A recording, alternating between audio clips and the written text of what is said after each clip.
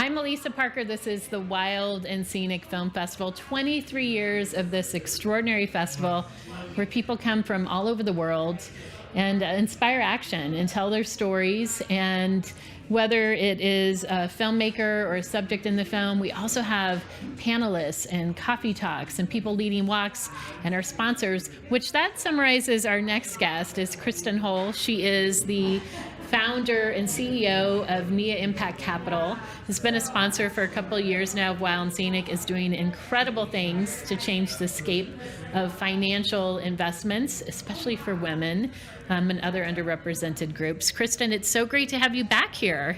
Hi, Elisa. Thanks for having me. This is such a delightful festival to be a part of. It's probably one of the best. It's one of the biggest of its kind, which is amazing. And so powerful, and just the energy here about people really wanting to make change. It's so exciting. I mean, I feel like given our times right now, like Wild and Scenic is needed more than ever. 100%. A place where we can come together and share ideas and then also build community around the activism that needs to happen. Yeah, so let's talk about that. So you've been a champion and a sponsor and a supporter of Wild and Scenic for several years now. I guess first, what is it about this festival? Because you could invest your resources in so many wonderful things. So what is it about Wild and Scenic that pulls your interest and passion right now? Well, first of all, the Nevada City County here and the community are already kind of the bedrock of what we need to see. People that care about the natural earth and also about community. And so bringing that together and then attracting all of the filmmakers and the producers and the executive directors and everybody here, it's really a fabulous group of people that can connect about making change. But then on top of that, the storytelling. We learned so much on our team about the power of storytelling that we've started to do some small reels of our own, telling our own story at NIA, largely inspired by what happens here. That's amazing. That's fantastic. And you, let's talk about the panel. You just had a session, which we have at the Activist Center here, and anyone can go to that. So this one was about financial activism. Yes. Okay. And so it was interesting. This morning I went to the film that had Pat Brown from Impossible Meats and telling his story about what Impossible Meats is doing for replacing the beef currently in the U.S., and I think they're looking to be global. That's what NIA is doing, is we are looking to replace the mutual funds in your retirement or your investment with the do-gooder companies. So basically, like, what would be the Impossible Meat version of your finances, and we're doing that. So we invest at the intersection of environmental sustainability and social justice. All of our companies have revenues coming from one or more of our 6 solution themes. They all have diversity in leadership, and they're all publicly traded. And then today's workshop was about how we use our active voice. So how we are activists with our investing, and that means for us moving away from a transactional economy and moving to a relational one. What does that look like? What do you mean by relational? Yeah. So oftentimes we think of Wall Street and there's like a Bloomberg list, and you can pull out a list of companies that's all on a spreadsheet or it's all on some tech database.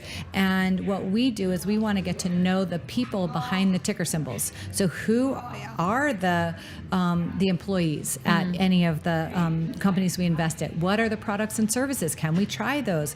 How about who's the executive directors and who is the executive leadership?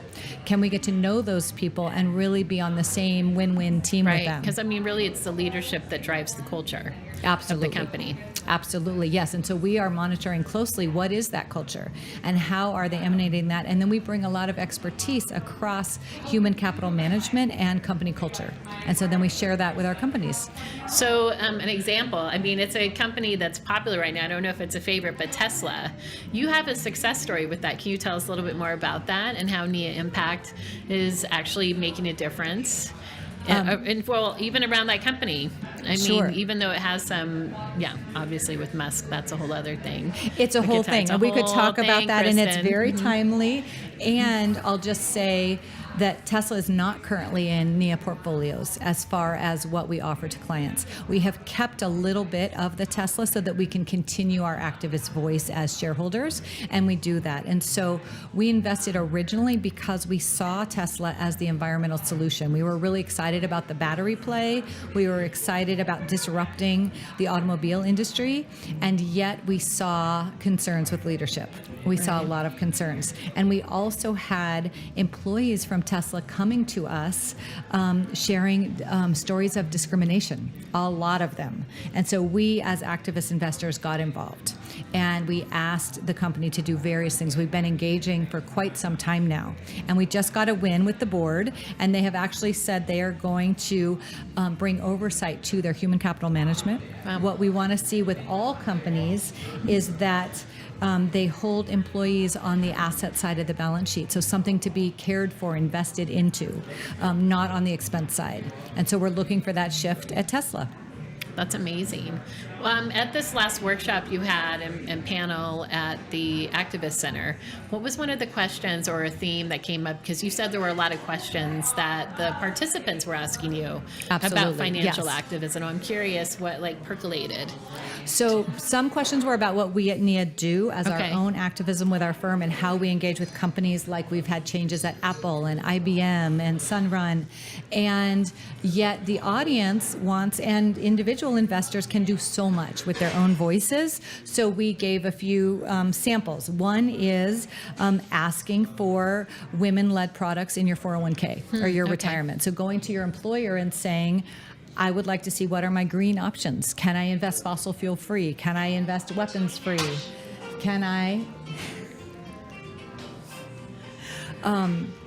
have women in leadership in our portfolio management? And so by raising that voice, that then helps them understand what is needed. And then they will hopefully adopt more green, sustainable, and diverse-led mutual funds into your 401k. Okay.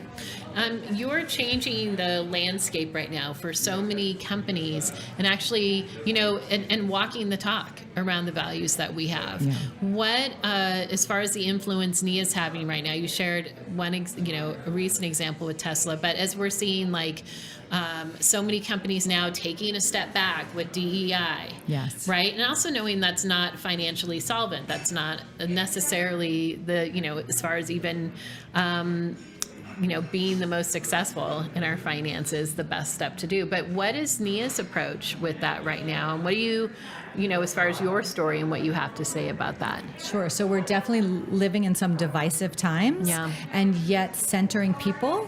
And in the case of our companies, centering the employees is going to be really important, because it doesn't matter the tech solution, whether you have amazing solar panels or biomedical, whatever the product or service is, companies are run by people.